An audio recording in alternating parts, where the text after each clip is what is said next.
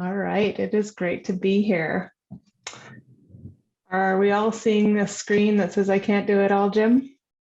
Nod, okay. Well, about 5 years ago, we were piling into my parents' Mazda 5 in Myrtle Beach, South Carolina. My dad was in the driver's seat, my mom in the passenger seat, and my husband and the kids and I were in somewhere in the back. And my dad, he is an ants in his pants, always itching to get going, man. So he got in that car quickly, he started it up, and he was immediately asking my mom for directions. My mom was carrying the GPS, she was carrying her purse, she had notes about the addresses for the places that we were heading, and she moves at a pace that is all her own. And I was witnessing all of this from the back seat. And my mom just looked over at my dad, and it just rolled off her tongue as easy as pie. I can't do it all, Jim. And in that one phrase, she was communicating to my dad that she needed a moment or two to settle in, buckle her seatbelt, plug in the GPS, and program it before we got going anywhere. And this was like one of the best lessons that I've ever learned from my mom. And at the time, she wasn't even trying to teach me anything. So this phrase, I can't do it all, Jim, has become somewhat of a mantra for me and in fact for my whole family. And it reminds us that we too are only capable of one thing at a time.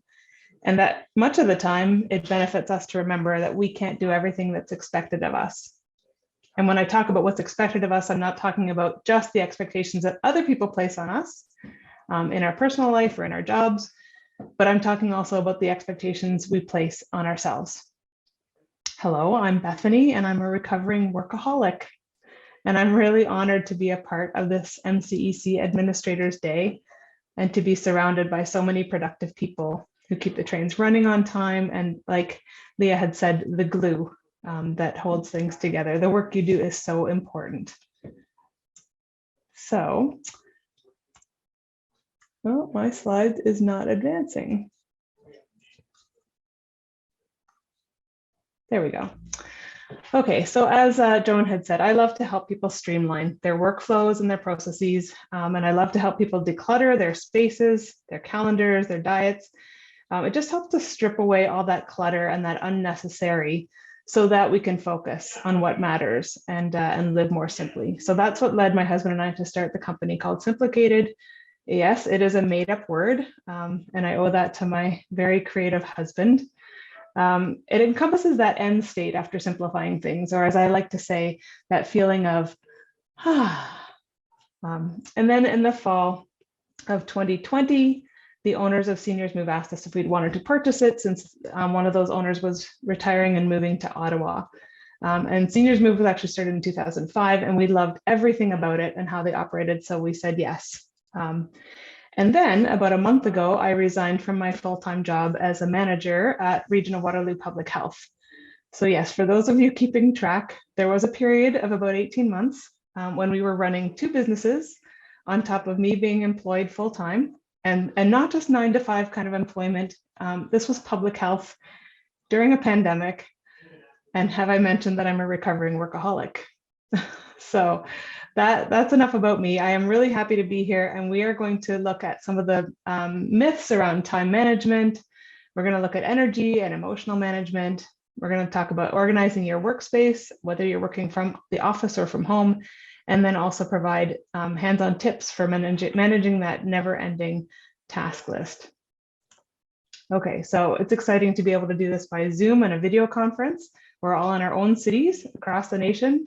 And yet we're together for the next few hours. So, but we do have to admit there are some limitations that we're going to bump up against today. So if we were doing this in person, I would be sort of getting energy back from you, being all in the same room together. And I probably would have you raising your hands, or I'd see you nodding, shaking your heads. Right now, I can only see a few people at a time on my screen. So I can't always get that immediate feedback from you. So I still might ask you to raise your hands from time to time, just to give us more of a feeling of being together. And we're going to try and use the chat as best we can to make it interactive. So, and please feel free also to sit, stand, stretch, take a bio break as often as you need. In the meantime, if you are not familiar with some of the things on Zoom, I'm going to just run down a few tips. So muting and video are in that bottom left corner. You could just left click on either one. To change your name. So if your name right now says, admin from a church and you want us to know your name, which would be great, you just right click on your name in that bottom left-hand corner, and then you'll see rename at the bottom of a list there, and you can go ahead and type in whatever you'd like. And then to raise your hand, if you do have a burning question, then you can do that. It's under reactions in the center bar at the bottom.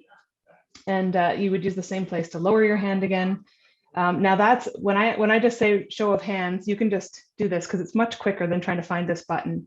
But if you want to say something, then do it this way with the raise hand feature, because then that moves you to the front of the screen and everyone can see that you do have something that you'd like to say. And then the chat bar is also at the center at the bottom. And we're going to be using that today. And so make sure you have everyone selected there. If you're doing a private chat, that's also fine, that you can select from that drop-down list, but then make sure you change it back to everyone. Otherwise, only one person is going to get your message. Okay, so that's enough about Zoom. So before we dive into how to do things better, I want to make a pit stop here and take a brief look at why we even feel the need to do it all, Jim. So workaholics, if you're like me, this one's for you. Have you ever worked past the point where you know you should stop? So your body, your heart, your soul are saying, enough already. But you can't really hear them because your mind is pushing you on. And sometimes some of us have even pushed to such an extent that we become physically or mentally sick. So yeah, my hand is raised. I've done that. So why do we feel the need to do this to ourselves? One reason, the recent pandemic, we were all having to figure things out for the first time, and it may have even been exhilarating before it became exhausting. But who was a workaholic even before the pandemic started? I know I was. Workaholism is often called the respectable addiction because it fits in so well with society's expectations of us. So first, we're going to look at 3 myths that are behind our drive to work too much. The first myth is I have to keep going. So this first myth might sound something like, I'm going to feel better if I get my list done. Or the opposite, I won't feel good until my list is checked off. So this is our human mind, and our human mind loves to make plans and stick to them no matter what. And the problem is that our mind thinks that these things will strengthen our identity and make us feel good. And then it's reinforced by our world that's focused on achievements and not a world that values us just for being. So sometimes this achieving mentality and determination is good, but it can quickly then cross that line and become unhelpful without us even realizing it. And this is a good time to remember that God made us to be human beings, not human doings. Yes, work is a part of our life, but it's just a part. It's not our raison d'etre. It's not our reason for being.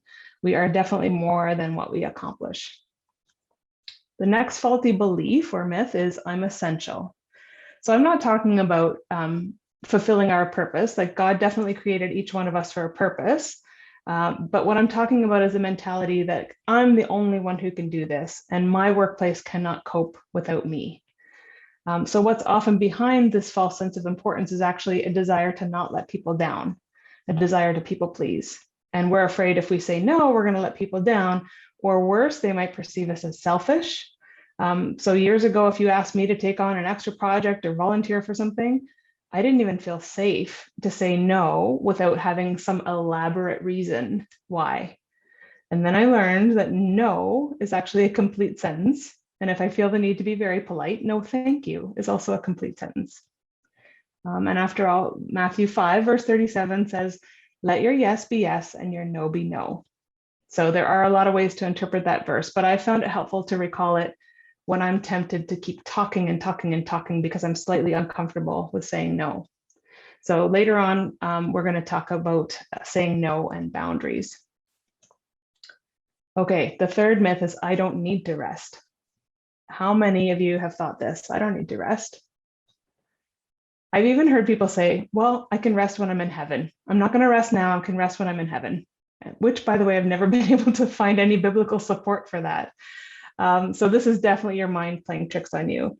It might be because hard work was modeled for you, or it might be because you feel guilt or shame when others are working and you're not.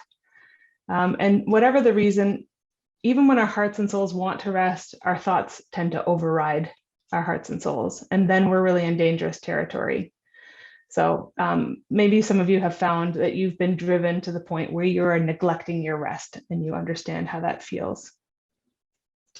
So I'm going to just talk about, on this theme of rest, I'm going to just detour away from it for a minute and look at what does the Bible have to say about using our time. So Proverbs 16:9 says, "A person plans his way, but the Lord directs his steps." So we can make our plans for the day, but we need to be tuned into the Lord's direction as well. And then there's a similar verse in Ephesians 5, verse 15 to 17. "So then be careful how you live. Do not be unwise, but wise, making the best use of your time, because the times are evil. Therefore, do not be foolish, but understand what the Lord's will is." So again, let's tune into what God wants for us in the situation, and that's how we become wise. And then Proverbs 14, verse 23 says, "In all hard work there is profit, but merely talking about it only brings poverty." So, okay, right, we got it. Let's not be all talk and no action. And then I love this one from Proverbs 6, verse 6 to 7, in the way the Message translation puts it: "Consider the ant, you lazy bum. Watch its ways and become wise. Although it has no overseer, officer, or ruler, in summertime it stores its food supply, and at harvest time it gathers its food." So the Bible seems to have a lot of warnings for us to spend our time wisely and to have a good work ethic. My suspicion, however, is that we don't need to be told to work more or have a higher work ethic. My suspicion, if you're anything like me, is that we need to learn more about rest. So let's look at what the Bible has to say about that. Matthew 11:28 says, "Come to me, all you who are weary and heavy laden, and I will give you rest." And I love how the Message puts this verse: "Are you tired, worn out, burned out on religion? Come to me, get away with me, and you'll recover your life. I'll show you how to take a real rest. Walk with me and work with me. Watch how I do it. Learn the unforced rhythms of grace. I won't lay anything heavy or ill-fitting on you. Keep company with me and you'll learn to live freely and lightly." So yes, God designed us to do some work, but it's work that suits us. It's that burden is easy and yoke is light kind of work. And it's to be completed within a rhythm that includes rest. And this is what he modeled for us. So what this says to me is that rest is part of this rhythm of life, and we weren't meant to keep going and going and going like the Energizer Bunny. We need rest and recharging. These rhythms can be monthly or weekly and daily. And we're going to talk about how to build in that rest and breaks and pauses a little bit later on. So just to recap, these 3 myths that drive workaholism: I have to keep going, I'm essential, and I don't need rest. And those are things that can propel us into unhelpful work habits. So now we're going to turn our attention to things that can help us build better work habits, things that keep us organized and productive. So thank you for answering the question that went out probably about a month ago: what keeps you organized? It was sent out ahead of time, and you had some really great ideas. So just to summarize some of the themes that we got back: to-do lists and task lists, either electronic or paper; calendars, using reminders or notifications; using a color coding system. I love me a good color coding system. That is a thing of beauty. Emails, using the inbox; prioritizing, and then also breaking down big tasks into smaller ones. Okay, so I want you to think about a recent busy work day that you had. So take a deep breath and put yourself back there, even though you might not want to. So you wake up, you think a million thoughts, you get yourself ready for work. Maybe you eat something on the run. You either drive to the office or you quickly sign on at home. You see a full inbox, you start responding to emails, you're checking off things off your to-do list like crazy, even if you had time to do a to-do list. Sometimes we just dive right in. Then you realize when your stomach is growling that you've missed lunch. So maybe you eat a protein bar, or you quickly get something at your desk and you press on because there's all kinds of things that have to get done before the end of the day, and the clock is ticking away. And the end of the day comes far too quickly. And then you sign off or you return home and you're kind of breathless. And perhaps there was this little thought in there somewhere that says, what did I get done today? If that sounds familiar, it sounds familiar to me because I've been there many, many times. And often we might not have a clue what got done. And that wasn't our intention. We woke up, we had plans for the day, right? But the day slips away and we've been very busy, but we don't know what we got done. So you're not alone. This is the way of the world. So we're going to be learning some things that can help us. And some of them are going to fit really nicely into our current work climate. And some of the things are going to feel a little bit more countercultural. So I want to encourage you, take whatever size steps feel comfortable for you. I do want to encourage you to try out some things that feel a little bit less comfortable, because it's only by trying things out that you can find out what really works well for you. So I'm going to be throwing quite a bit out at you. And just remember, you don't have to do it all, Jim. So now let's look at what we can do to bring some order out of what can feel like chaos. So show of hands, how many of you start your workday by looking at your inbox? Okay, and how do you feel when you do that? You can go ahead and put this in the chat if you want to. Is there a word that describes how you feel when you see that inbox? Here's a picture of an inbox to help prompt you. It feels busy, doesn't it? It feels perhaps overwhelming. So I used to use my inbox as my task list. I would read an email and I would think about it. I would decide, I don't have time to address this right now, but I knew I didn't want to forget about it. So what did I do? I marked it unread, because that makes it stand out from the other ones. Or I might put a little tag or a flag on it in an effort to remind myself that that needs to get done. But pretty soon that inbox is filling up, and those emails that I marked as unread or flagged or tagged, they were down the list. And pretty soon, you guessed it, they were forgotten.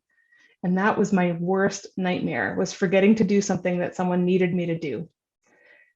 I can probably add recovering people pleaser to that, recovering workaholic. So I remember that my inbox would have, on average, about 6,000 emails in it.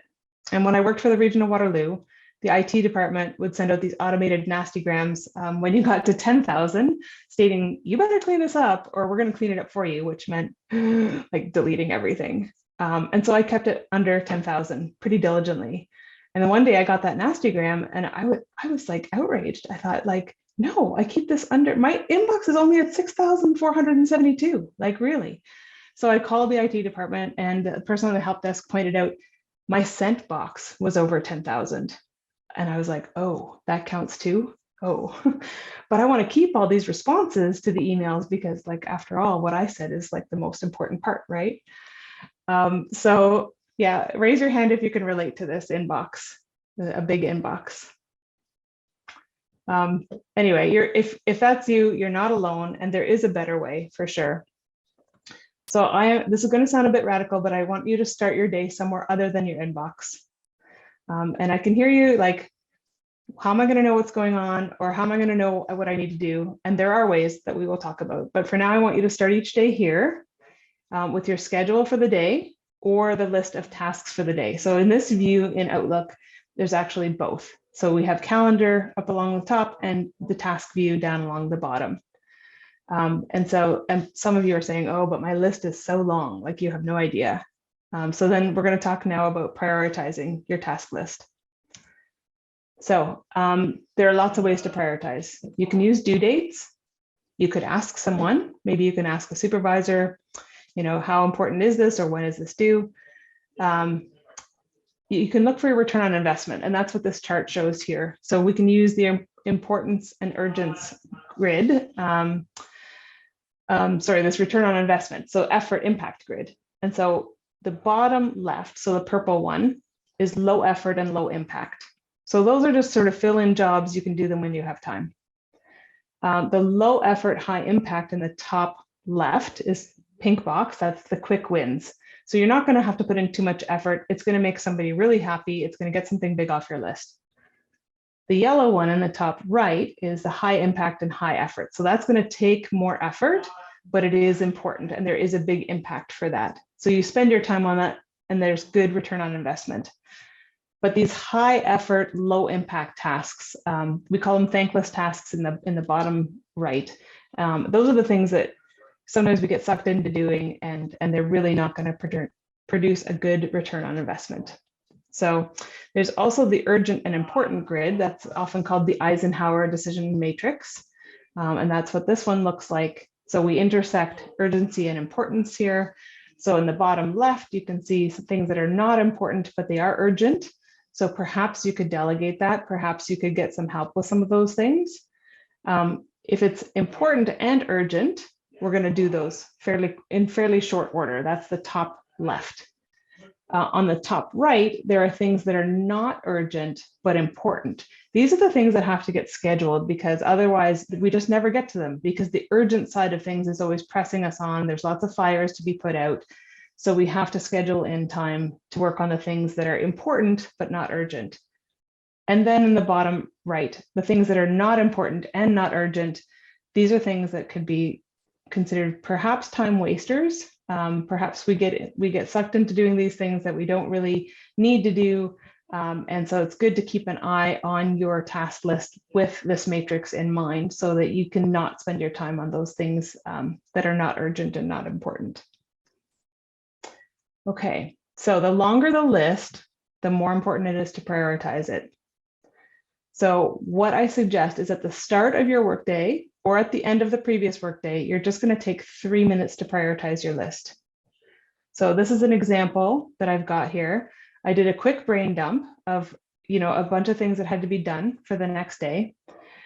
And then or not even just the next day, but soon, and I didn't want to forget about them.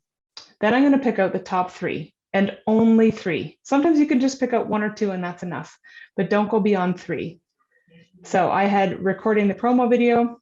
That's something I was putting off. It was important, but not urgent. So that's going in my number 1 spot. I also had a call. I had to call Carol because we were carpooling somewhere and that event where we were going was just a few days away. So now that has a due date and it's becoming urgent. And then finally working on a presentation. That was something that I know I needed to just chip away at for 45 to 90 minutes in a day, just to make sure it stays on track and it doesn't become this like monstrous task because of my own tendency to procrastinate. So everything else stays unnumbered because if I do get to those things, that's a bonus. It's going to feel like a bonus and I'm going to feel good about getting just those first 3 things done on my list each day. So you can start to tackle more, but get the first 3 done. Okay, we're going to talk reducing distractions. So our email can actually be a distraction. We have all kinds of distractions in a workday. So people could pop into your office, phone could ring, you could, think about things at home. But I'm going to focus on email as a distraction for now. So I don't know how many of you have the pop-ups in the bottom right corner that happen with email that alert you that a new email has come in, or perhaps you have a sound that plays when a new email comes in. I'm going to suggest, again, these are things you can try them. And if they don't work for you, then don't use them. But I'm going to suggest turning off those pop-ups. So, and some of you are thinking right now, but what if I miss something important? What if I miss something urgent? What if I let someone down? So I'm going to ask you another question in response to that. Do the people who are emailing you have another way to reach you? Perhaps they could phone you or they could walk down the hall. Then you're not going to miss an emergency. So a lot of this comes down to training ourselves and then also training those around you. So if you are responding to every email immediately, people have come to expect that of you. But the good news is when you make some changes, you can sort of start to retrain the people who are working with you. So instead of checking emails all throughout the day, we're going to build in time intervals to check your emails. So you can't always control what comes into your inbox, but you can be intentional about when you check it. So you can think about this like eating 3 meals a day.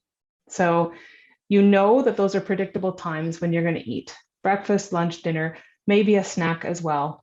And then your body knows that meals are coming at those times and it can rest. It can rest and digest things in between, which is very different from if you are grazing all day long, you might take in too much food. You might not make time for other more important things, and you might not feel good at the end of your day.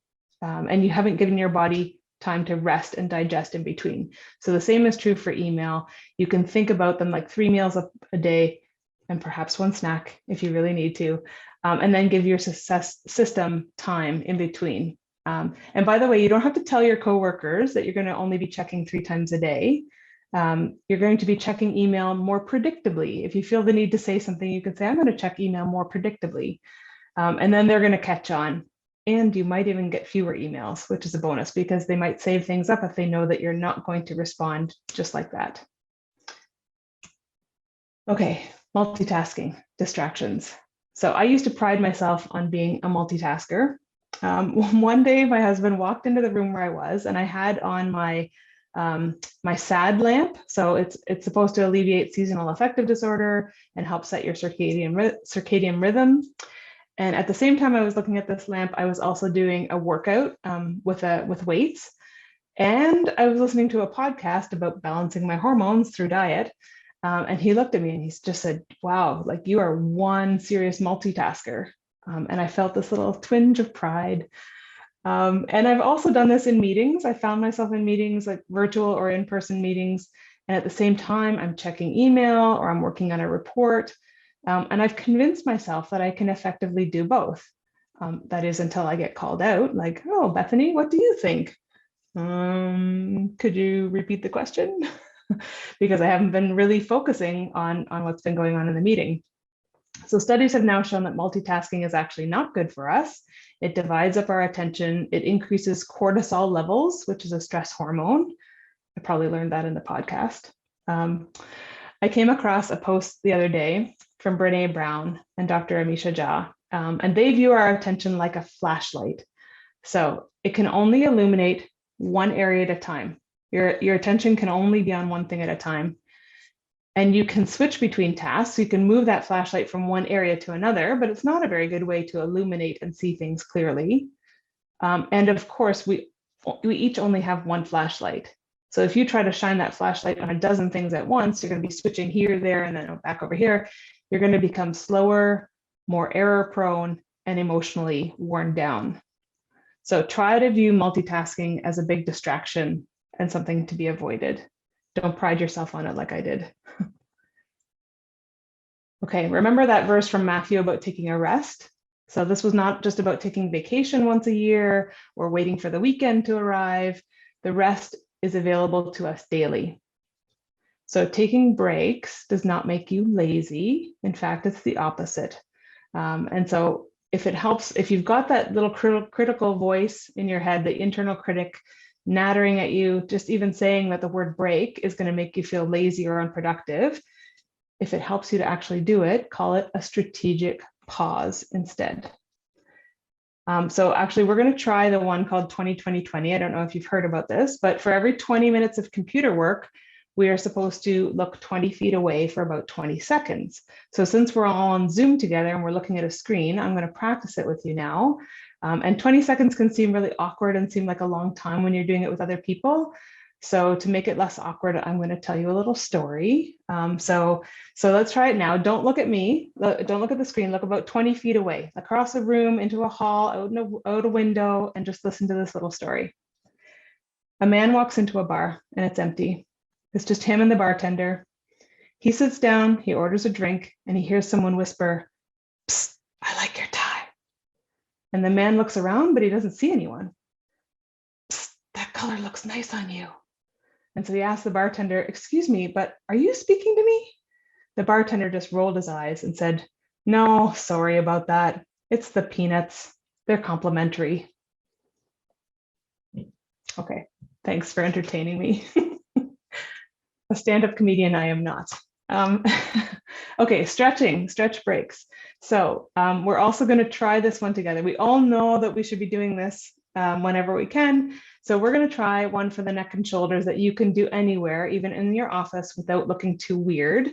So, and as we try it, I want you to remember to be gentle with yourself. So don't force it, no pain. You know, I actually practiced this one with my husband, and then he blamed me for having a sore neck the next day. So like, don't force things. Like just, we're going to actually be gentle with ourselves.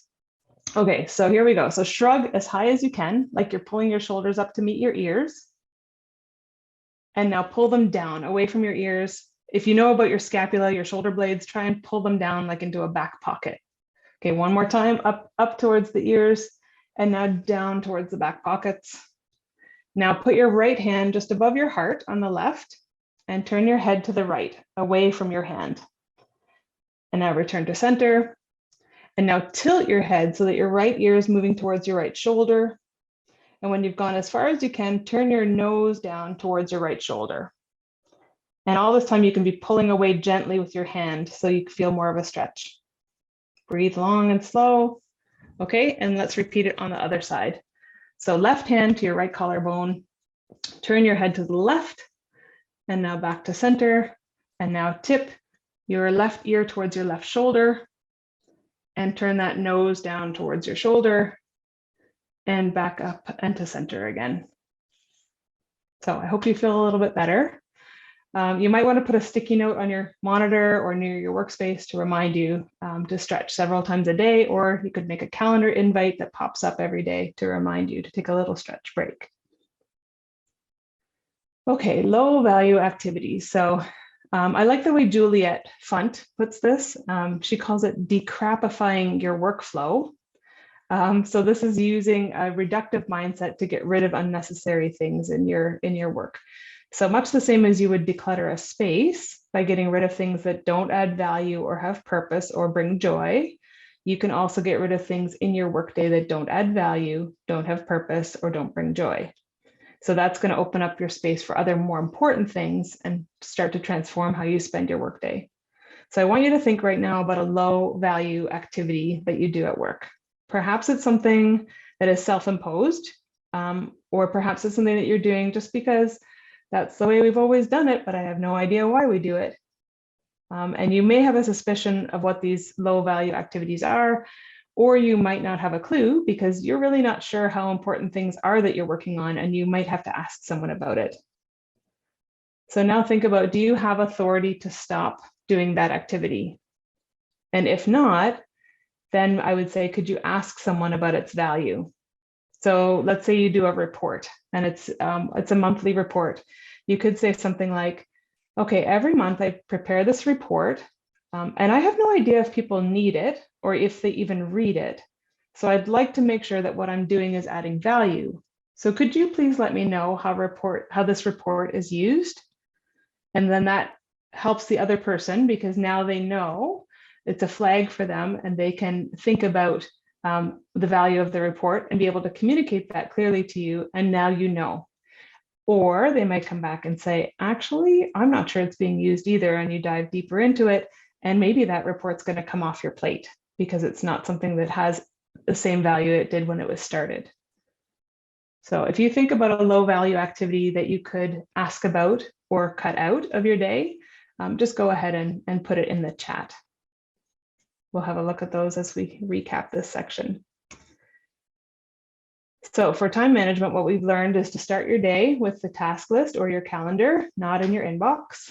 You've learned about prioritizing your task list with the effort and impact grid or the urgency and importance grid.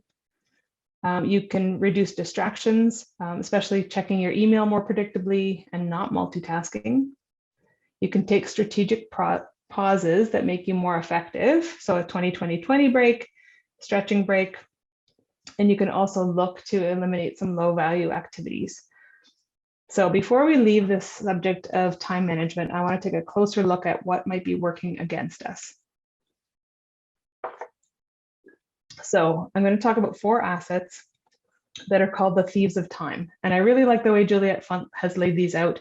So I'm going to be borrowing a little bit from her book here called A Minute to Think to help us understand this. So we all have good things that propel us forward in our work days. So these are drive. Really nothing's going to happen without drive. Excellence. So this asset is responsible for all the details and specifics that make something easy and secure and predictable. It's like having all your I's dotted and T's crossed. Information. We all need information and data to be able to make good decisions. And then activity. So we all know that busy people and checklists are how things get done. So as a person, you may be using all of these, or you might be specializing in 1 or 2. So, and you might look at this list and you know instinctively which one is you. So each of these assets also has an inherent risk, which turns into a thief of time when they are taken too far or not kept in check. So you can imagine this as two sides of the same coin, or sometimes I call it a balcony and a basement for each one. So what happens when the assets cross over from balcony to basement? So drive becomes overdrive. So we mindlessly accept a meeting invite just because it was sent to us, and we are driven. Excellence becomes perfectionism when we're over tweaking a presentation because we just want it to be excellent. And information can become overload because we go too deep into dashboards and data because we want to be informed. And activity can become frenzy.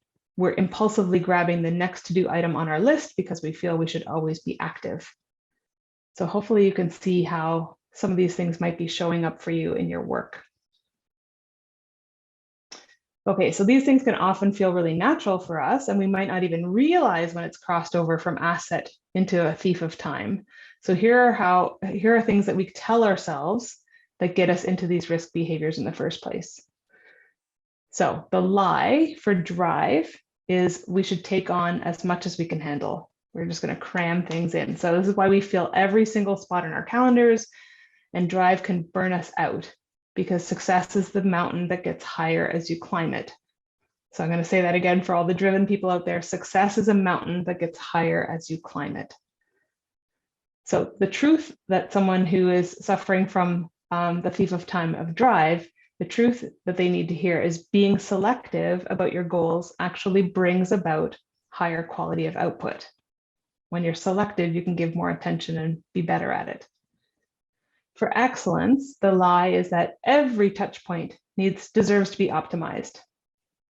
So sometimes we hear, okay, if something is 90% good, we will spend a lot of time and effort to get it to 100%, but not really get a good return on investment for that last 10%. We're going to work really hard for that last 10%, but really 90% was good enough. So this is usually what's in play when that happens. So for me, this looks like lining up bullet points just so, and maybe fighting Microsoft Word or Google Docs to try and make that happen, or balancing the column widths on the tables of an email. If you think you might be a perfectionist, this is probably the one to watch. You'll know that this is you if you recognize you can get too detail oriented, or if you find that you're trying too hard on these low value tasks. So the truth that you need to hear is we lose time and energy when we're mired in unnecessary detail. Okay, for information, the lie is there's no such thing as having too much knowledge. This is an action for me when I overconsume podcasts. I listen to them while I'm exercising, while I'm walking, while I'm doing the dishes, while I'm doing a puzzle, and I completely forget that I can get overloaded. So this might be you if you slip into a wormhole of information really easily. If you check your email often when you're away from the computer because you just want to see what's going on, you want some information, or if you are always responding right away when you see notifications. Could also be you if you're finding it hard to know how much research on a project is enough. So the truth for this one is our human brains can only consume so much information. So you can imagine it like, yes, our brains are like sponges and we can often soak up a lot, but there is a limit to how much we can soak up. Okay, and then for activity, the lie is that busy and productive are the same thing. So if I'm checking things off my to-do list all day, it's a great day no matter what was on there. Or if you tend to rush through your work or multitask or feel really busy much of the time or exhausted when work is over, this might be in play for you. So the truth here that you need to hear is always being in motion can limit thought, and it's going to deplete us. So we're going to talk about how to keep those assets from running amok and look at the remedy for each one. So the remedy is a question that you can ask yourself, maybe during a strategic pause. So to prevent drive from becoming overdrive, ask yourself, is there anything I can let go of? When you feel your excellence kind of shifting gears into perfectionism, take a pause and ask, where is good enough really good enough? When information starts to become overload, sit with a moment of quiet and ask, what do I truly need to know? And when activity starts to feel more like frenzy, ask yourself, what deserves my attention? Remember, when multitasking, we only have one flashlight. So what deserves my flashlight attention right now? So doing this is it's a little bit like addition by subtraction. And as you let go of things, then you're better able to focus on the things that matter. I don't know if you've heard this before, but it has been said that Michelangelo, he sculpted the statue of David from a big hunk of marble by just removing everything that wasn't David. So by removing these thieves of time and non-value added tasks, we're doing the same thing. So we're uncovering our best work and our best selves. So there are times for each of these assets to be used and to shine. So that's in the left-hand column there, the drive, excellence, information, and activity. But knowing what you know now, you can prevent those assets from becoming the risks that end up stealing your time. Okay. So, and a time for everything, right? So Ecclesiastes 3 verses 1-2, there is a season for everything and a time for every event under heaven, a time to be born, a time to die, a time to plant, and a time to uproot what was planted. And it goes on to describe these cycles and seasons. This is such a good reminder for us. About 15 years ago, I took photos of this trail that we walk on near our house, and I took one picture in every season, and then I blew them up and put them on our wall just to remind ourselves that everything has a season. And again, this is that concept of rhythm, right? So this is leading me now into talking about rhythms of our energy. So we've talked about time management and some tips and strategies for using your time well. Now we're going to talk about something I consider to be even more important, which is energy management. So we all have limits to our energy, which means that amount of energy you have in a day is finite. You can imagine the battery like this image, or you could imagine maybe a number of coins. And once you give a coin to something, the coin is gone, it's spent, you don't get it back. Remember, I can't do it all, Jim. So that prioritization that we talked about earlier, if you remember that, often your number one priority task in a day is the thing that you don't end up having energy for. It's the thing you least want to do. And why does that happen? It's because we didn't want to do it. And so we put it off, and then we put it off until we can't put it off any longer. And now it's urgent and it has to become your number one priority. So how can we use our daily energy levels to ensure that our number one priority gets done?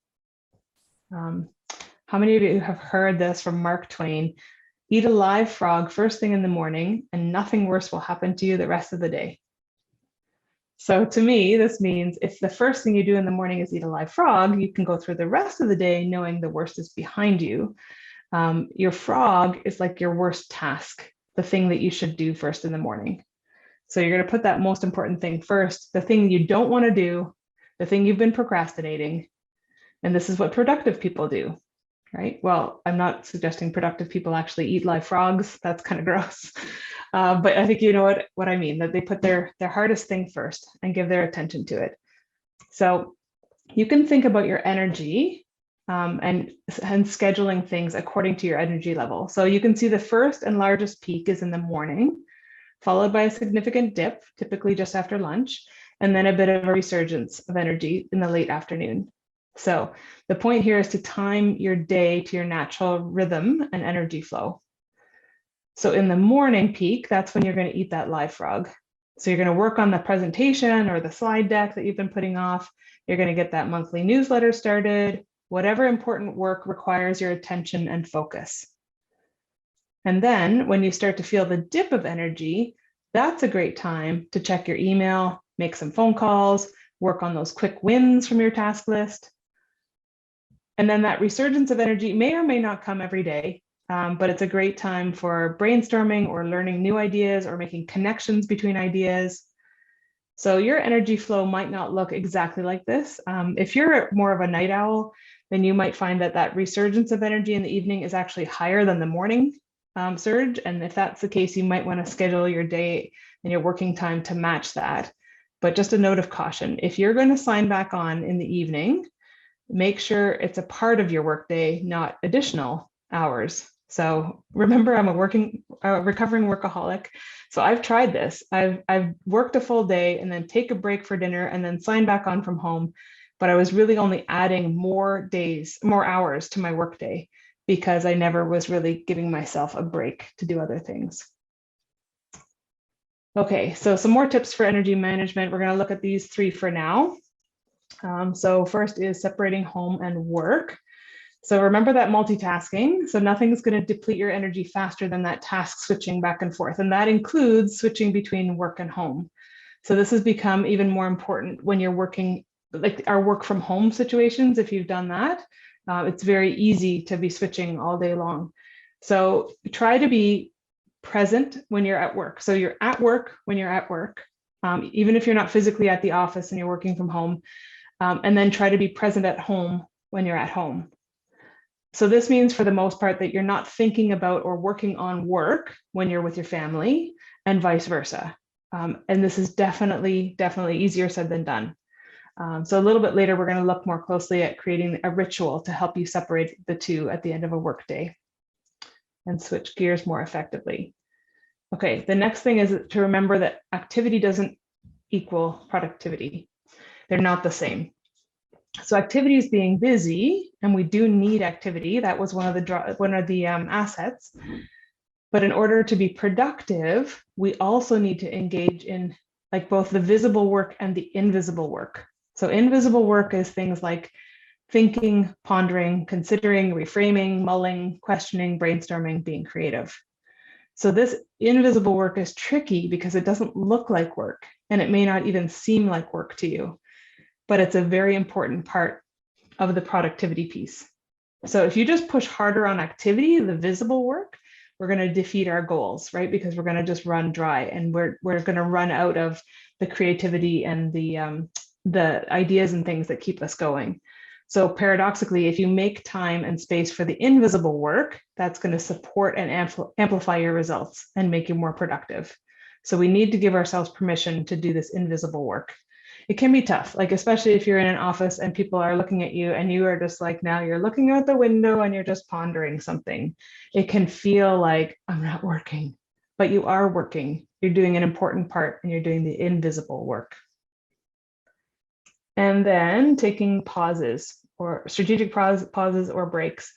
When we don't give ourselves a pause in our workday, then we're going to get cognitive fatigue. So they've done studies on this showing that the frontal lobe, which is here in your brain, that's the part that controls cognition and logic and executive functions. And that is the most susceptible to fatigue.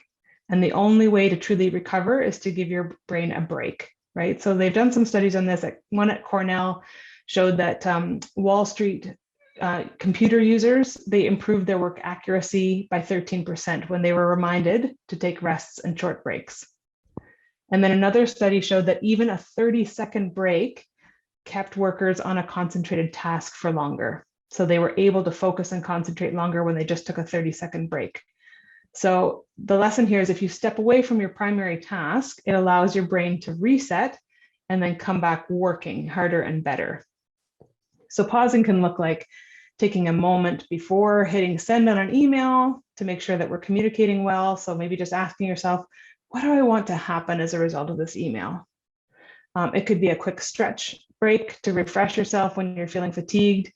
If you're going from meeting to meeting, it could be just taking 10 minutes in between those meetings. So you're digesting the previous meeting's content before going into the next meeting, or you're preparing for a few minutes for the next meeting to just get in the right frame of mind.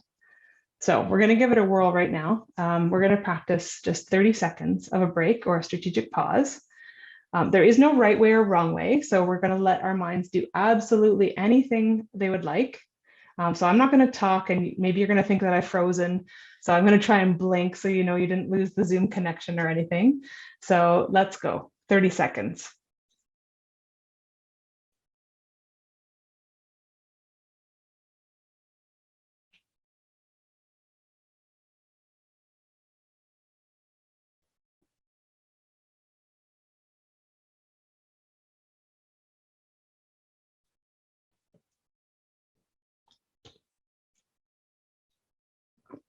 Okay, we're back.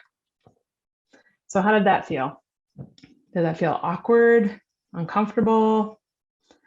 Did it feel like maybe you stopped a blender and all the stuff inside was still spinning? It's all normal, and it gets better with practice. So you can build this into your day in any way that works for you. So there's no optimal, there's no ideal, there's no rules. You can make this all your own. So you could be, while you're doing, you could even do this in your home life, right? So while you're doing a manual task like washing the dishes, you can be daydreaming. You can go for a walk without any music or podcasts. This is a tough one, you can eat alone without any television or reading or phone. I know that's a tough one. But it makes you more mindful about what you're eating, and then your body can actually register, I've eaten, I've taken a break.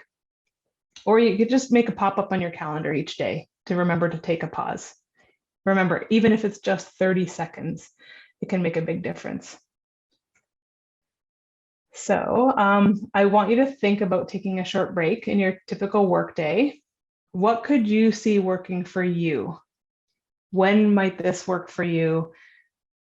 With everything I've talked about with taking breaks or strategic pauses, what are you curious about trying?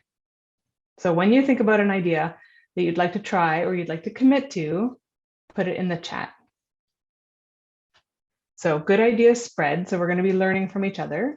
And also, if you want to try this out, putting it in the chat is going to make you more likely to stick to trying it out. So go ahead and do that now.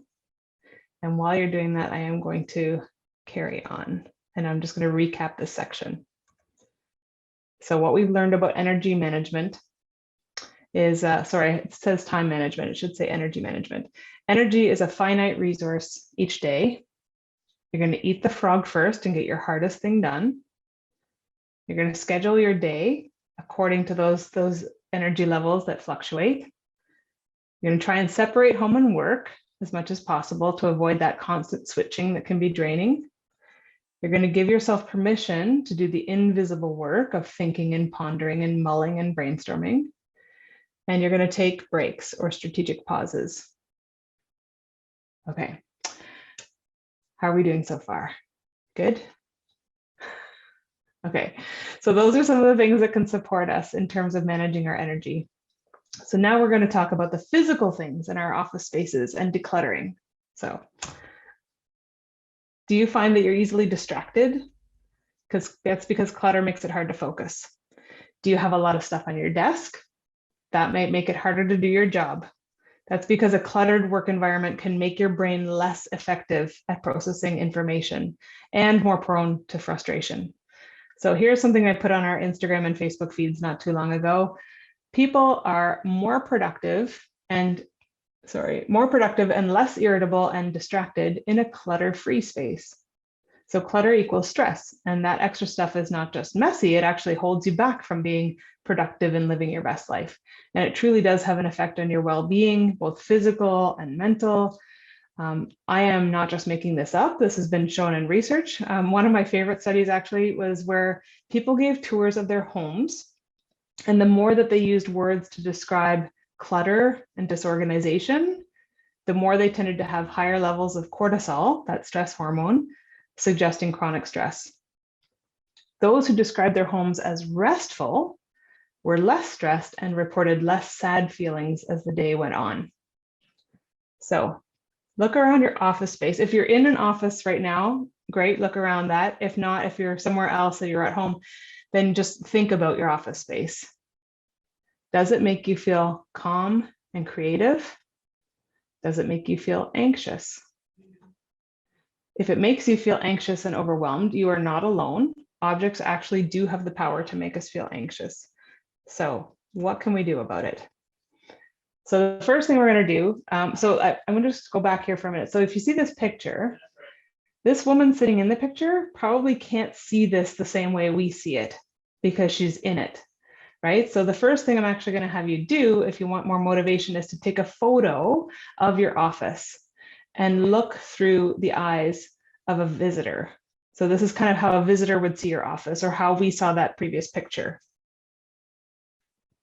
So then you're going to envision what you want for that space. So for example, do you want it to promote creativity?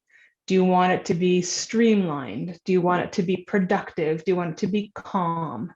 So what kind of words come to mind when you're envisioning what you want for that space? Then you're going to take everything from the space and categorize it into piles. So maybe piles for paper or books, maybe piles for things like pens and accessories, staplers, paperweights, things like that. So you're going to have piles of these things. And that's important so that you can see how much of each thing you have. When it's all spread out, you don't tend to have a good sense of how much of each thing you have. This is how you can actually find out that you have maybe 4 staplers and you only really need 1. And then you're going to touch each item and sort through them. It's important to touch each one because if you just look at it the way it is, it's probably just going to stay the way it is. But if you touch them, then you can sort of think a little bit more clearly about what it is. So when you're touching each item, you're going to decide what is essential for your work, truly essential and truly enhancing your work. And that's going to become your keep pile. And then you're going to decide what can be removed or what's not needed anymore. Maybe it was needed at one time and now it's not. So you're going to remove those things. And then more than likely, you're going to have a maybe pile that you need to now go through and decide to keep or remove it. Be very cautious of those 3 little words, just in case. So what I found in my work is that when people say just in case, they're envisioning a scenario when they might need something. And usually that's based on fear, or maybe it's happened before, or maybe they've been the one to be able to rescue the office and the staff because they had that one extra thing when it was needed. So be a little bit more ruthless than that and be wary of those words just in case, because just in case leads to extra and more clutter. So once we've done that and we've removed the things that we don't need anymore, we're going to organize what's remaining. So when you do this part, think about what absolutely needs to be visual on your desk and why. And we're going to talk a little bit about your work setup. It's very little, especially if you want your words to describe your space as calm or streamlined. You're going to have very little that you can see visually on the desk. And then you're going to think about, okay, there are some other things that I frequently use, but I don't need them on the desk. So those could maybe go in a top drawer. Everything else can be put away. And make it a system that you understand and works for you. Revise it if needed. But what's on the desk and what's in that top drawer is probably very little. Those are your everyday things. Everything else can be put somewhere else and get it out of your visual space. Okay, and you're going to try and digitize as much as possible. If you've got some papers that, maybe it's notes from something, you can either type them up or scan it and get them digital and file them digitally then where it makes sense. So that it doesn't have to be visual clutter on your desk. And then at the end, once you've done all this work, you want to maintain it and keep it from getting back to the way it was. So you're going to just do a quick tidy at the end of each workday. Like I'm talking 5 minutes or less, maybe even 1 minute. This is especially important if you are working from home and you have to use the space for something else in the evening. You want to get those work reminders out of the way.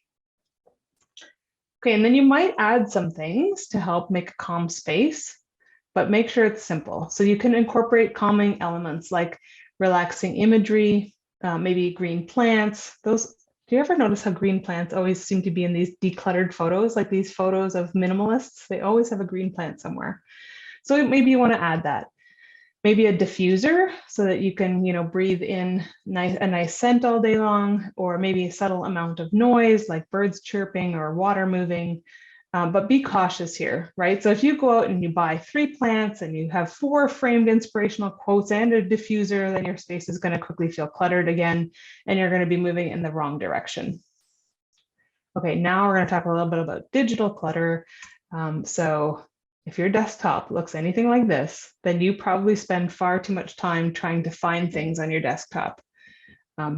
And let's face it, like I'm just looking at this picture and it's causing my own stress level to rise a little bit when I look at something this cluttered. So if your desktop looks anything like this, then you might want to make a few tweaks to make it easier. So you can organize a desktop fairly quickly by, if you can find a blank spot on there, you just right click and then you can select new folder, name the folder, and then add items to it. But before you do that, make sure that you are only saving the things that you still actually need on your desktop. Because maybe you need them somewhere else in some other filing system. Maybe it just sat there temporarily. Maybe you took minutes for a meeting and it sat there so that you could have it accessible, but now you can file it somewhere else.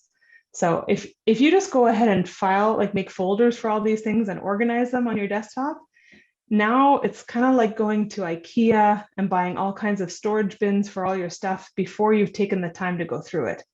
Or worse, maybe you bought a storage unit for everything before you decluttered. I like to say decluttering trumps organizing every single time, because once you declutter, then you're going to find that you don't need all that fancy storage stuff at all. You don't need these electronic folders. You don't need the IKEA storage bins or the pretty baskets. And that feels even better than having all that stuff. Okay, browser tabs or clutter too. So how many tabs do you typically have open at once? I did a little experiment with myself in the past month, and I noticed how many tabs I have open on my browser at any given time. The average was 15. It's kind of a lot. Why do I feel the need to have so many tabs open at once? So what I'm telling myself is that I might forget about this thing I was doing if I close the tab. And that indicates to me a flaw in my own system, right? So I'm relying on this open tab to help me remember to do something. And so that's not only adding visual clutter, but now it's clogging up some mental space for me too. So I come back to my browser and I see the tab and I'm like, oh yeah, I was working on that. And then I get taken with that and I'm distracted from what I meant to do when I sat down. Happens on my phone all the time when there's notifications as well. So this became a really bad habit for me. So, but I was also saying to myself, but I don't want to lose the address of the website, right? I've said that to myself a lot. So instead, you can just copy and paste it, or you can save it to your favorites, or you can jot it down in a document to return to it when you have the time. That way you are setting the priority of the thing that you need to remember to do. So, and then just a free hot tip. Have you ever closed a tab and then quickly wished you wouldn't have closed it, and you want it back? You can hit Control-Shift-T. My son taught me this one actually. It'll just bring it right back up again. I don't know how long that lasts, like how many other things you can do before this will still work. But if you just have that quick feeling of, oh no, I closed that tab and I didn't really want to, Control-Shift-T will bring it back. Okay, so if having too many tabs open is a problem for you, it is possible to do things differently and break that bad habit that keeps your desktop very cluttered. Okay, I also think it's important to set up a non-work area or a zone in your home, in your office, wherever you're working, so that you can physically go for a break or a strategic pause. This might be as simple as a nearby sofa or a break room, or someplace where you can just physically go for a break without having work things everywhere. And for the love of Pete, never, ever, ever make your bed a work zone. Some people do this, but your bed should always be a no work zone by default. So don't bring your laptop or your phone there and think that you're going to get some work done. If you're sick, then rest, and you need to rest. Don't try and work from your bed. Okay, so think about where is your no work zone? Is it in the office or at home? Where is it?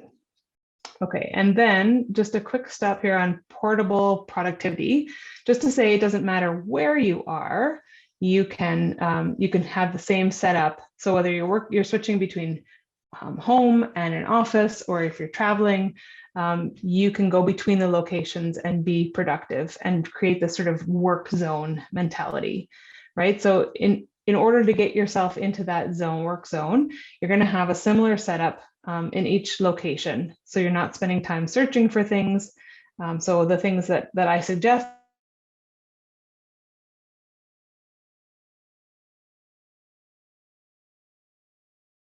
drinking vessel, a water bottle, a mug, some kind of maybe photo or inspirational quote. And then so repeating that setup tells your brain that work is on. And the visual cue of returning to the same orchestrated workspace over and over gives you that sense of productivity and power. And I also want to say the paper anchor. So a lot of us use electronic and online to-do lists, but I like to put on a piece of paper each day just a few things that I want to get done that day. So just 3 to 5 critical tasks that you want to focus on. Sometimes it's only one thing that I put on the list. And the reason I like to have it on a piece of paper beside you is, and not covered up with other papers, because we can easily get distracted. We get distracted by those open tabs on our computers, or a phone call, someone walking into our office, or even a squirrel going by. That happens to me a lot. Then when that happens and you find that you're distracted and like, what was I doing? And your eyes can just quickly glance back at this piece of paper, and then you're gently reminded of your priority for the day. It's easy and simple, unlike some of the electronic ones. I like the way Juliet Funt puts this. She says, it's like having the kindest boss you've ever had. It gently and repeatedly directs you to use your time for what's most important. Okay, so I don't know how many of you switch between a home office setup and a work office setup, or if you're working from home. But one of the things I wanted to just touch on quickly was this clocking out ritual. So when our only option was to work in an office, we had rituals that we did every day to signal to our brains and our bodies that work was done.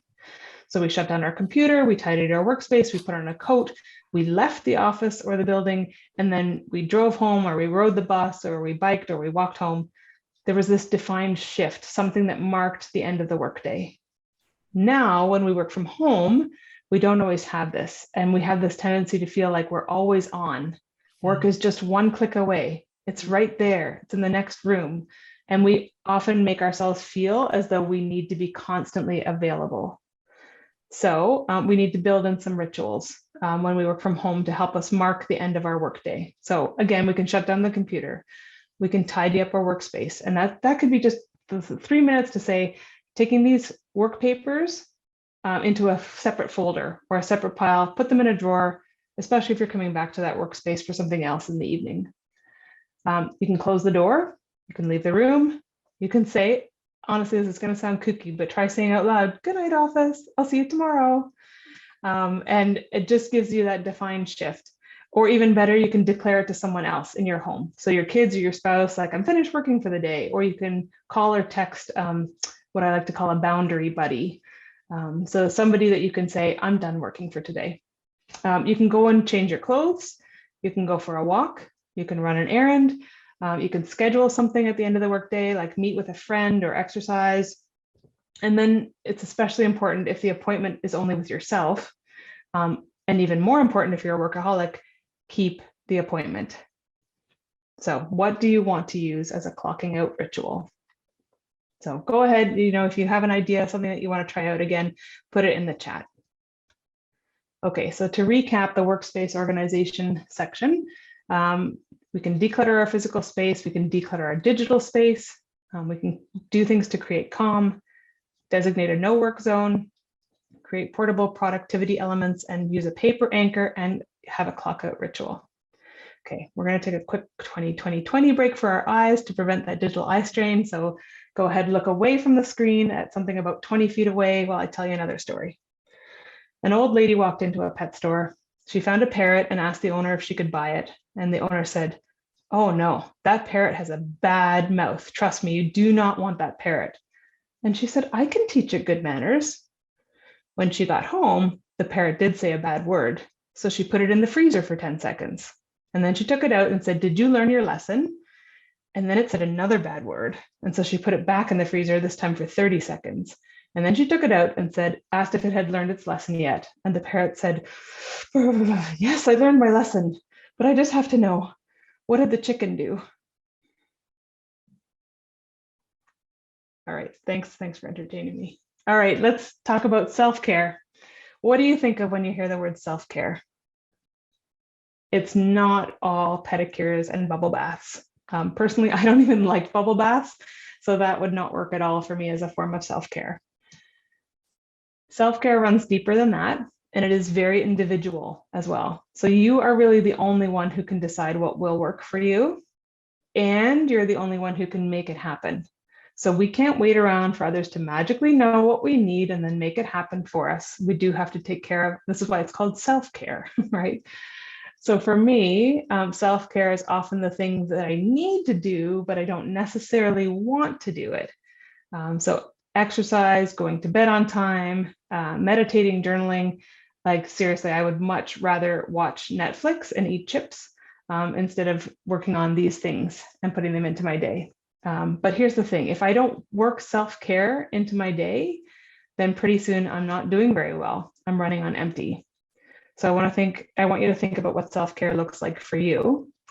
You've probably heard this phrase, you cannot pour from an empty cup. And it's very true. It also implies that the only reason we would use self-care to fill our cup is so that we can continue to help others. So, and that's worthwhile, but instead I'm going to encourage you to believe you yourself are worthy of a full cup. Even if you don't end up helping someone else that day, you deserve a full cup. So self-care is important, like just for our own well-being. And if that's not enough for all you type A's out there, I'll also add that it's important if you want to be productive. Self-care is going to free up that bandwidth in your brain for other things. It's also really hard. It requires us to embrace our own discomfort in the short term so that we can experience happiness and contentment in the long term. So how do you know if your cup is running low? You have some telltale signs. For me personally, I get defensive, I get snippy, I get picky. I think things need to be done my way. I get critical of other people. I might disengage from work. I might get resentful. And resentment indicates to me somewhere, somehow a boundary has been crossed. And it could be a boundary I didn't know existed, but my subconscious knew about it. Or it might be a boundary that I was pretty explicit about, but more than likely others would have no idea because I didn't communicate it. We're going to talk about boundaries in a minute, but recognizing when your cup is empty is half the battle. And once you can see that, and you know what works for you to fill it, then you can make sure it stays full. So I'm going to quickly go through some methods of self-care. I'm keeping an eye on the time, and so I want to breeze through these ones fairly quickly. So we've all heard how important it is to get a good night's rest. 7 to 8 hours is the standard recommendation. But how do we do this, right? So we practice good sleep hygiene. So we're going to get exercise and sunlight early in the day, if possible, because it helps to set your body's natural circadian rhythm. Melatonin actually gets produced in the eyes early in the day with the sunlight when it's low on the horizon. So that gets released later at night to help you sleep. So then we're going to have a consistent bedtime as well, as consistent as possible. Try and get off the screens an hour or at least an hour before bedtime. I would say like limit social media in general, right? It's just a time suck. I've never heard anyone come away from time on Instagram or Facebook and said, that was time well spent. Usually it's like, oh my gosh, I can't believe how much time I spent on that. So try reading a book, like a paper book instead of the screens to help you wind down. Keep your overhead lights off after sundown if possible. If you need light, try to use lower light, like table level or floor lighting if you have it. Candles, but don't go to sleep if you've got candles running. And then have a bedtime ritual as well, something that signals to your body and your brain it's bedtime. So maybe it's like brushing your teeth, washing your face, getting ready. Keep the temperature low in wherever you're sleeping, and then try and block out the light. So personally, we use dark curtains in the winter, but in the summer, I like to have the window open and there's a street light that shines in. So I just wear a sleep mask to cover my eyes. So prioritizing sleep is a method of self-care. And then meditation. There are lots of secular ways to meditate, and there's nothing wrong with spending time to practice mindfulness. But as Christians, I feel like we have this added advantage of having a relationship with Jesus Christ, and we get to spend time with him anytime we want. And this can be a form of meditation. So getting quiet is really important. I had this be still and know. This is a pillowcase in my living room. I had it put on a pillowcase as a reminder to me because personally, my mind wanders a great deal when I try to get quiet. A Lectio Divina can be really helpful. So that's a reading of scripture 3 times. So 3 different postures. So for the first time, you let it wash over you. Then you listen for things the next time that pop out at you. And then you take a deeper dive and think, how does this apply to me today? I benefit a lot from guided meditations. I'm not good enough to, not that I'm not good enough. No, I haven't practiced enough to be able to just be quiet for a longer period of time. I need someone to sort of guide me through it to keep my mind from wandering. So currently I use Insight Timer as an app, and I have done the filtering for Christian and biblical guided meditations. So I'm often wary of meditations that have me like worshiping energy or worshiping the ocean, right? So like we want to direct our worship to the creator, not the created. So I'm wary of those things. So I do some filtering there. I have found Lectio Divina meditations on Insight Timer, which is great because then someone is reading it to me instead of me having to read it myself. And some of my favorites on there are guided visualizations of meeting with Jesus. So meeting with Jesus on the beach or in the vineyard. I found those ones on there and I really like them. So I still struggle to meditate daily. Personally, I mean, if I could, I'd probably meditate for like 5 days straight and then just be set for life. But it doesn't really work that day, right? So each day is actually richer when I spend about 10 or 20 minutes in meditation. Going hand in hand with that is often journaling. This can do wonders for your health and provide you with a sense of creative, cathartic kind of release from your day. And so if you haven't done this before, these are just some tips to get you started. Give it about 10 minutes, just time it, get some thoughts on paper, because if you sit down and say, okay, I'm going to journal now for the next hour or 2 hours, that's going to seem really overwhelming. But 10 minutes, you can do that. And then you might spend more time in it, which is fine. Try and use paper. You can journal on a laptop or phone, but and if that's the only way you're going to do it, then do that. But it's better to avoid screens and write in a notebook instead. It allows you to slow down and immerse yourself in the process. There's also something about the brain connection when you handwrite instead of typing. Plus, it's just a nice break from the screen-driven world. So use dates because that can help you with reflection later on and show you, how you've been doing. Be really honest. The journal is yours. It's just for you. The more honest you are, the more you can see what's really going on in your life and how you're feeling about it. So just take your time, let the truth flow out, because when you allow yourself to be really honest without censoring, then you end up, writing things that might even surprise you. And then reread it periodically. Sometimes I go back and highlight different thoughts that I've had because they become more relevant even later on.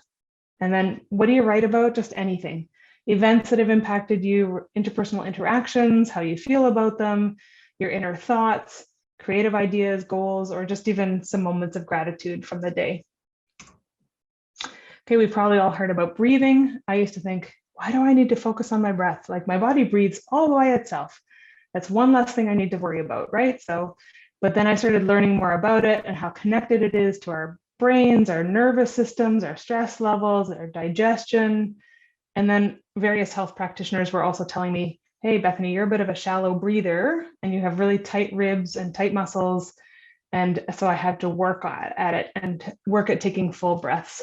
So I started to change my thinking about this. Because sometimes when you get really wound up, and you can see this in yourself or in people around you, like stress levels go up, voices rise, heart beats faster, and guess what? Your breathing gets really shallow and rapid. And so that's a great time to take a long, slow, deep breath. So how many of you have heard of box breathing? No?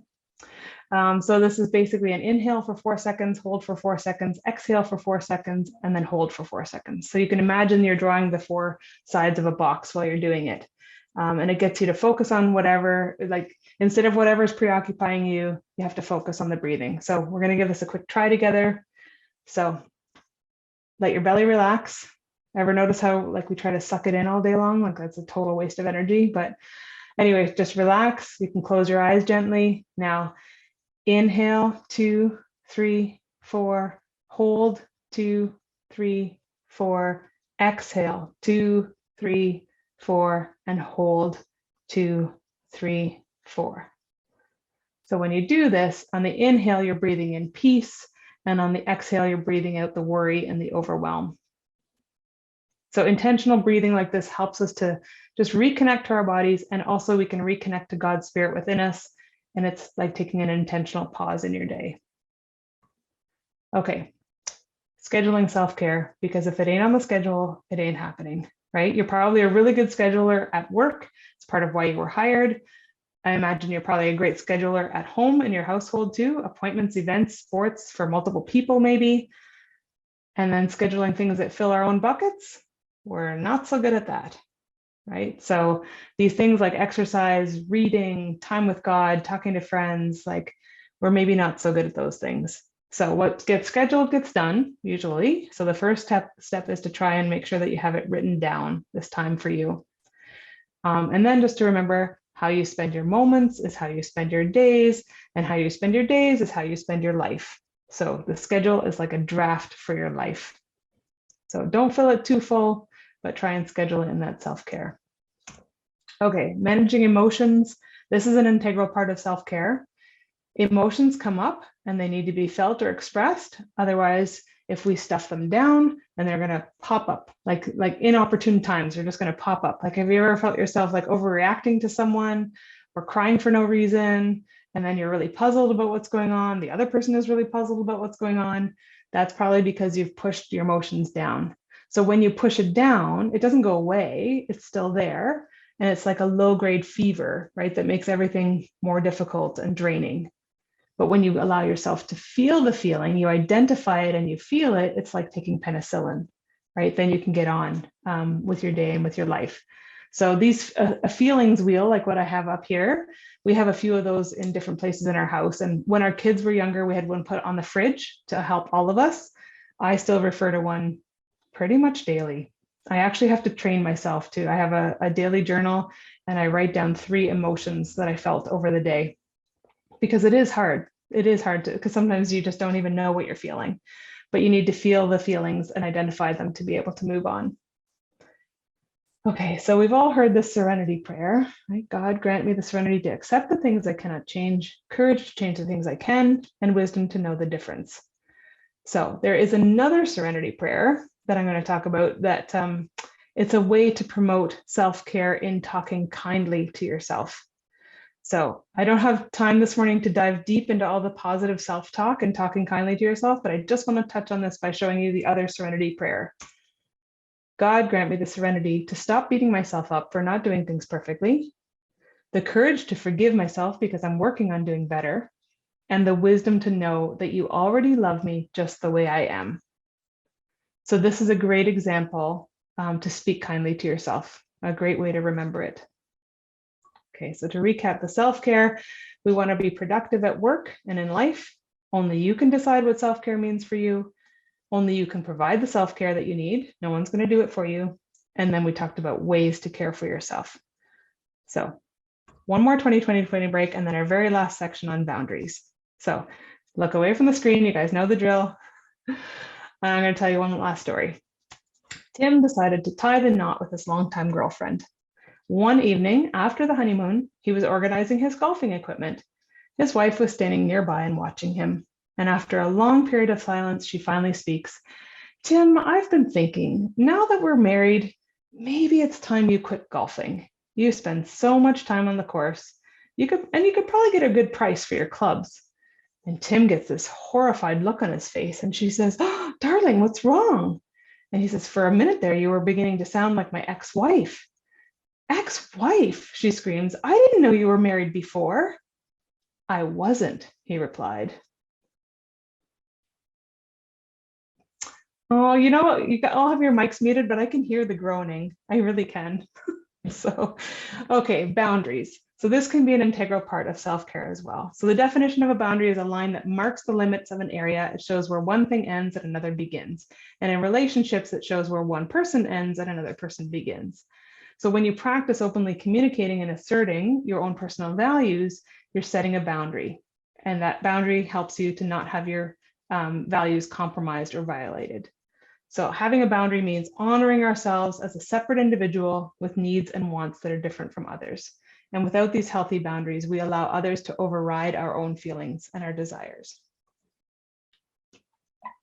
How many of us have agreed to do something that we didn't really want to do? Nothing wrong with doing that once in a while. But if it keeps happening and becomes a pattern in your life, then soon your tank is going to be empty and you're not going to be the person you want to be. So whenever we say yes to something, we're saying no to something else, right? So if you've ever said no to something someone asked you to do, maybe it was scary.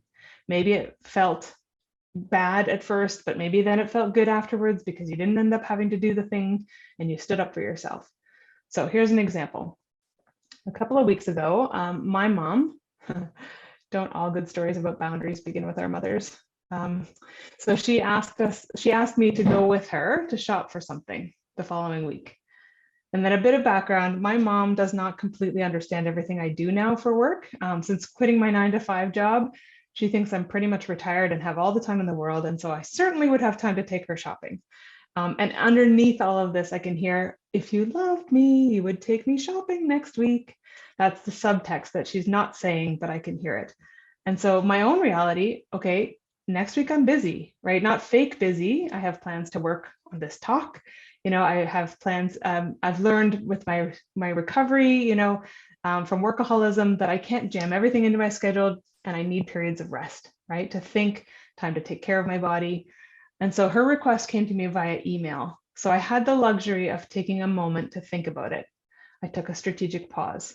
And it gave me an opportunity to practice setting a healthy boundary. So as I was thinking about it, I was thinking, okay, I understand this is important to her. I also understand it's not urgent, at least not yet. My relationship with her is important to me, and I do want to spend time with her. But if I cram this into next week, it's going to crowd out something, and that something is probably going to be self-care. And then if I don't have the self-care, my bucket is going to become depleted, and I'll get grumpy and short with those around me. And I'm likely going to end up resenting my mom for even asking and I'm going to start telling myself, my mother makes such unreasonable demands on me, and that's not even true, right? But that's where it could go. So taking all of this into account, here's what I wrote back. Yes, I can go with you, but not next week. Actually, the next 2 weeks are fairly full for me. So I could do this on June 6th in the afternoon or anytime on June 7th. Would either of those work for you? Love, Bethany. And you know what? It was okay. It turned out fine. But my very next step had to be stay out of my mom's head, right? My tendency is to start thinking about how my email landed with her on her end. And she's thinking, what is she thinking about? And maybe if I haven't heard from her in a few days, now I'm imagining that she's very ticked off about it and that she's going to say to me, what are you so busy with that you can't do this thing, right? Et cetera, et cetera. And I've run away I've created all these things that haven't even happened, but I've created them in my head. So I've learned that this does absolutely no good. And I have to remember her reaction is not up to me. So really quick, types of boundaries. So on the green one on the left, these are healthy boundaries and sort of visualizing what it looks like. With the yellow one, perhaps your boundaries are very limited or they're non-existent. Perhaps you've tried to set boundaries, but they're not very good or strong. They may be wishy-washy or you don't uphold them after you've set them. So you can imagine those like the orange box here. Or perhaps you've gone really gung-ho on that boundary setting and you've got some really sturdy do not cross lines around your life, but they are too rigid and too strong and like the red figure on the right, and that's not working for you very well either because you've actually built walls instead of boundaries and no one can come in or out and you've lost some relationships. So at work, when we don't have healthy boundaries, this is what it can look like. People place their expectations on you and make requests. This crosses your boundary and you know it does because you feel resentful or you feel like you've got no choice. Then you end up sacrificing your own needs. And now you've trained people around you that it worked, at least for them. And they got what they needed and they think you don't really have those boundaries so they can continue to ask because you'll continue to say yes. So if that's a pattern that you recognize and you don't want to continue, what can we do? You can take the strategic pause as long as you need and ask yourself, is this thing kind to me? Will this move me in the direction of my goals? And does this fit with my values? That can help come up with your answer, yes or no. So, and if you don't have that ability to say no, you're going to end up being like Lucille Ball and Ethel, standing on the assembly line as the chocolates come up and faster and faster and faster. And you can try and put these chocolates into your hat, into your mouth, into your pocket, into your bra, but it's not the most effective way to work, right? So saying no is like that emergency kill switch that stops the line. So after answering some of those questions, now you've decided, okay, I'm going to say no, but I'm feeling really uncomfortable with saying no. So here are some things that can strengthen your resolve. You can think, am I the only person who could do this? You can think about how good it's going to feel afterwards, after you say no, not how uncomfortable it is in the moment, but after you say no. You can remember that an invitation to something especially social is not a subpoena. You don't have to do it. You can think about, okay, if I'm too busy to do this, like if I'm too busy to say exercise, then I'm too busy to do this thing. And I know I really need to exercise. You can go a little bit more hard hitting if you need to and think, if I only had a year to live, would I really want to go to that event or see that individual or do that thing that I've written in my schedule? It's hard hitting, yes, but it can help you when you're having trouble prioritizing. And you can also remember what Warren Buffett said, the difference between successful people and really successful people is that successful people say no to almost everything. Okay, this grumpy boy picture I picked because this is sometimes what we think is happening on the other side when we say no. And that can make us not want to give a no or set a boundary with someone. So reactions to your no are going to vary, and they could be this, but they might not be this. And the stronger the reaction, the more upset someone is with your boundary, that's a good indication that that boundary is much needed. And boundaries are also not really about your response and trying to control someone else's behavior, right? So we're only going to control how we respond. And then after you've said no, just stay out of their heads, like we talked about. It's easy to slip in there. What are they thinking about me? What are they feeling about me? What are they sharing with other people about me? But mind reading is going to just weaken and undercut you. So imagine a locked door on the forehead of the person that you've said no to and stay out. Okay, and if you need more, here are some refusal strategies. Say no, or say, I can do it for you this time, but I can't do it for you every time. That's like a warm up to turning down their next request.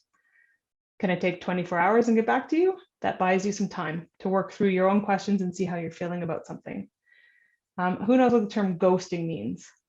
It's not giving any response to an email or a text. Don't do that. That's cowardly, it's classless. Just make sure that you know that's not really an option. Say, I have something in my calendar. And that's not a lie because you have scheduled self-care into your calendar. And then you can say, I can't, but here's another option. So that's sharing a substitute or a suggestion in place of you being the one to help. So boundaries setting is like a muscle. It takes practice and it's going to get easier the more you do it. That's just a recap of what we talked about. And then I wanted to say, I love this quote from Anne Lamott. Almost everything will work again if you unplug it for a few minutes, including you. So in the end, we have to realize that we are the ones in control of our own workspace, of our time, of our energy, of our emotions, of our self-care, of our attitudes, right? If we constantly feel like we need to be available and we shelve our own projects or work to help someone else, then we're going to feel overwhelmed much of the time. Resentment builds, stress builds, cortisol, of course, is through your body, and that is not healthy, and it's going to come back to bite you. So your body eventually says no, and then what good are you to anybody? So in this talk about bringing order from chaos, you probably realize that we didn't strictly talk about organization of your workspace. So we covered all sorts of things, and that's because everything's related, right? When there's chaos on the inside of us, it's difficult to bring order and organization on the outside. So we need to get our internal house in order first. God didn't create us to save the world from chaos and disorganization. He's already done the saving, right? He created us to do the work that he has set before us. Remember that easy burden and light yoke work. That work which when we approach it, we don't need to spend time worrying about it or lose it. We can just lose ourselves in it and for a short time. And we can remember, I can't do it all. None of us can.